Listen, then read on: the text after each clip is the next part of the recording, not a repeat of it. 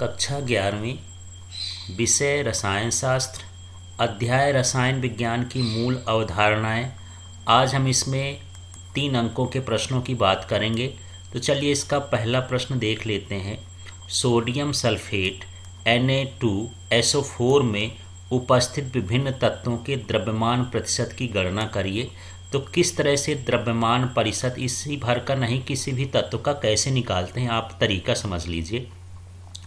तो ये सूत्र है, यहाँ पर उस तत्व का भार द्रव्यमान प्रतिशत निकालने के लिए ये सूत्र है, यहाँ प्रतिशत भी लगा दीजिएगा।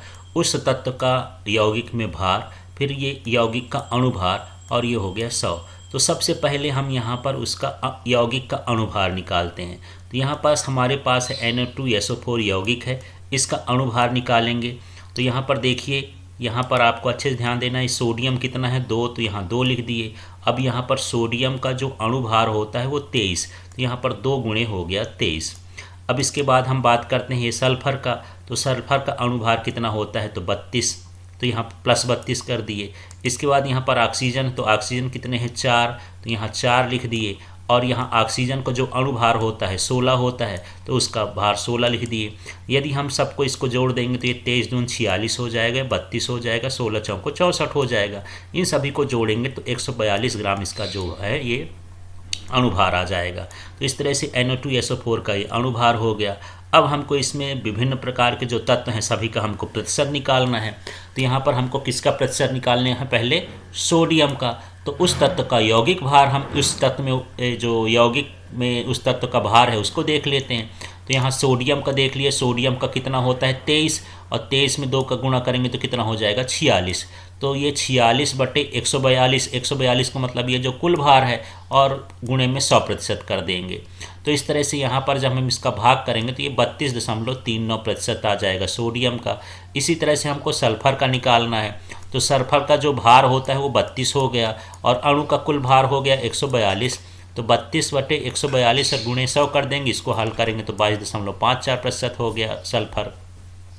इसके बाद हम बात करते हैं ऑक्सीजन की। तो ऑक्सीजन का यहाँ भार निकालेंगे तो ऑक्सीजन कितना है 16 होता है, 4 ऑक्सीजन है तो 16 चौको 64 हो गया। अब 64/142 करेंगे, फिर 100 निकालेंगे तो 45.07%। इस तरह से इसमें जितने भी यौगिक हैं सभी का हमको प्रतिशत निकाल देना है। अगला प्रश्न देखते हैं।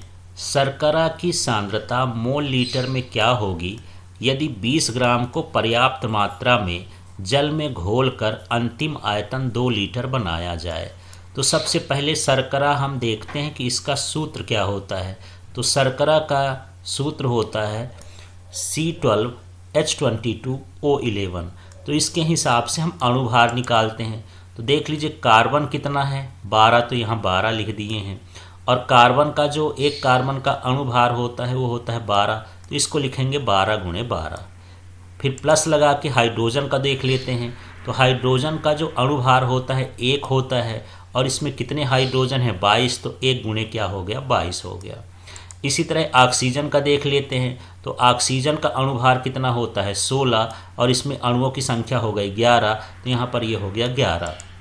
अब इसमें 12 में 12 का गुणा करेंगे तो 144 हो जाएगा, और इसी तरह 22 में 1 का गुणा करेंगे तो ये हो जाएगा 22, और यहाँ 16 में जो है 11 का गुणा करेंगे तो ये 11 छक्का 66, और 11 1 कम 11 6 176 हो गया। इन सभी का मान यदि हम जोड़ देंगे तो कितना हो जाएगा 342। तो इस तरह से इसका अणुभार हो जाएगा शर्करा का। अब यदि मोलर सांद्रता या मोलरता का जो सूत्र होता है वो M बराबर होता है W मतलब जो भार दिया है, और ये MB का मतलब अणुभार हो गया विलेय का, और ये आयतन हो गया लीटर में। तो चलिए अब सूत्र लिखते हैं। तो यहाँ पर जो W है या भार है ये 20 ग्राम ये वाला दिया है, तो यहाँ पर ये 20 ग्राम लिख दिए हैं। इसके बाद यहाँ पर MB है जो आणविक भार है, तो यहाँ ये 342 है तो 342 लिख दिए हैं। इसके बाद ये आयतन है, तो इसमें आयतन कितना दिया है 2 लीटर, इसलिए यहाँ पर आयतन 2 लीटर हो गया। अब इसको हम भाग करके हल कर देंगे तो 0.0292 M इस बिलियन की सांद्रता हो जाएगी। तो इस तरह से हम यहाँ पर सांद्रता ज्ञात कर सकते हैं।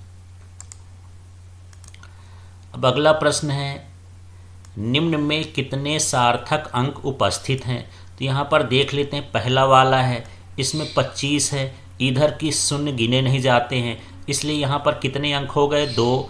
तो यहाँ पर सार्थक अंकों की संख्या 2 हो गई। ये एक ये हो गया, एक ये हो गया। अब ये 208 है, तो यहाँ पर शुरू से अंत के बीच में यदि संख्या बीच में शून्य हो तो गिने जाते हैं, तो इसमें कितने हो जाएंगे? 1 2 3। तो इसमें 3 अंक है, इसलिए इसमें सार्थक अंकों की संख्या 3 हो गई। इसमें भी अंक गिन लेंगे, तो ये 1, ये 2, ये 3, ये 4। इसमें 4 अंक हैं तो सार्थक अंक 4 हो गए।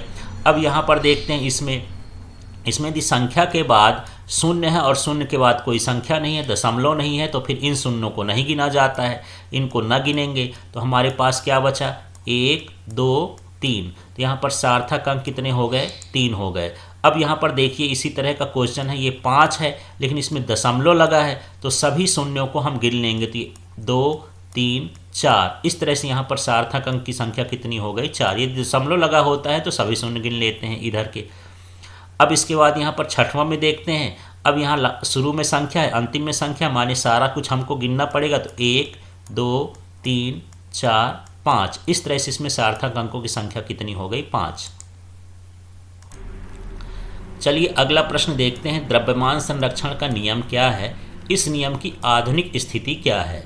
तो रासायनिक परिवर्तन में भाग लेने वाले पदार्थों का कुल द्रव्यमान परिवर्तन के पश्चात बने हुए पदार्थों के कुल द्रव्यमान के बराबर होता है।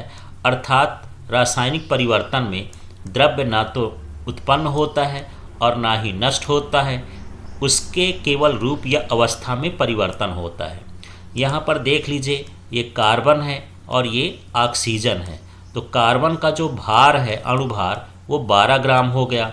ऑक्सीजन का जो अणुभार होता है 16, 2 ऑक्सीजन है तो ये 32 ग्राम हो गया। तो ये भाग लेने वाले अणुओं का जो कुल भार हो गया वो कितना हो गया? 44 ग्राम। अब इससे क्या बना है? उत्पाद बना है ये कार्बन डाइऑक्साइड। तो यहाँ भी हम यदि निकालेंगे तो कार्बन का कितना हो गया? 12 और ऑक्सीजन का हो गया 16 दूनी 32। तो ये कितना हो जाएगा? कुल 44। तो यहाँ पर हम ये देख रहे हैं कि भाग लेने वाले अणुओं का कुल द्रव्यमान और इससे बनने वाले यौगिक का कुल द्रव्यमान बराबर है, तो यह द्रव्यमान संरक्षण का नियम कहलाता है। इस तरह से इसको आप उदाहरण से समझा सकते हैं।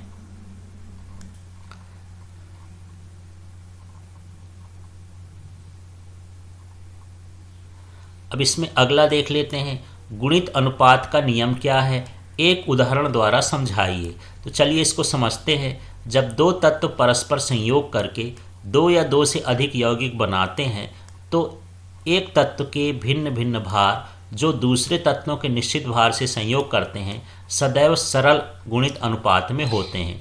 तो चलिए पहले इसको समझते हैं। यहाँ पर देख लीजिए CO है, तो यहाँ कार्बन के साथ ऑक्सीजन का जो भार है वो 12 है। फिर यहाँ पर ये CO2 है, तो इस कार्बन के साथ जो है ऑक्सीजन का जो भार है वो कितना है? 32 है। तो यहाँ पर जो ऑक्सीजन का संयोग हुआ तो एक में 16 हुआ और एक में 32 हुआ। तो यहाँ पर यदि हम 16 और 32 का हम अनुपात निकालेंगे तो ये 16 एक कम 16, 16 दूनी 32, ये सरल अनुपात में होता है। तो यही है कि यदि 2 तत्व संयोग करके यौगिक बनाते हैं तो उसके भार के अनुसार जो संयोग करने वाला तत्व होता है उसका भार हमेशा सरल अनुपात में होता है। इसे ही गुणित अनुपात का नियम कहते हैं। तो इस तरह से ये 2 अंक के प्रश्न यहाँ समाप्त होते हैं इस चैप्टर के। अब इसके 3 अंक के प्रश्न, इसके बाद हम 4 अंकों के प्रश्नों की बात करेंगे। Thank you.